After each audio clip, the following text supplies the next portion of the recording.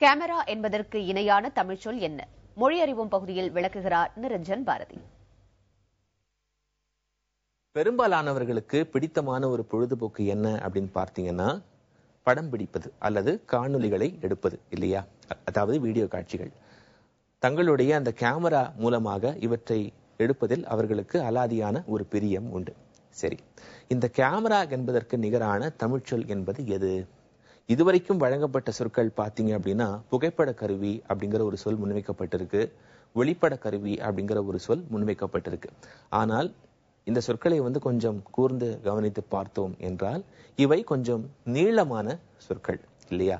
இதன் அடிப்படையில் அறிஞர்கள் இதற்கு ஒரு தீர்வாக ஒரு சுருக்கமான சொல்லை கொண்டு வந்திருக்கிறார்கள். அதென்ன சுருக்கமான சொல்? படவி. இதுதான் அந்த சொல். அதென்ன படவி? படம் பிடிக்க உதவுகின்ற ஒரு கருவி. அதைத்தான் சுருக்கமாக படவி அப்படிங்கிற ஒரு சொல்லாக குறித்திருக்கிறார்கள். ஆக அண்மை காலமாக உலா வரும் இந்த சொல் தான் கேமரா என்பதற்கு நிகரான ஒரு தமிழ்ச்சொல்லாக அறிஞர்களால் பார்க்கப்படுகிறது. ஒரு சில அறிஞர்கள் இது மட்டும் கிடையாது, படப்பொறி அப்படிங்கிற ஒரு சொல்லையும் பயன்படுத்தலாம் அப்படின்னு சொல்லியிருக்காங்க. இருந்தாலும் இந்த மருவு, அதாவது இலக்கணத்துல மருவு அப்படிங்கிற ஒரு விஷயம் உண்டு. அதன் அடிப்படையில காலப்போக்கில் இந்த படவி என்கிற சொல் வெகுவாக பயன்பாட்டுக்கு வரலாம். இப்போது அறிஞர்கள் அதை முன்வைத்திருக்கிறார்கள்.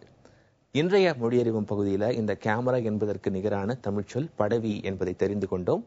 மீண்டும் நாளைய மொழியறிவும் பகுதியில மற்றும் ஒரு புதிய சொல்லோடு உங்க எல்லாரையும் சந்திக்கிறேன்.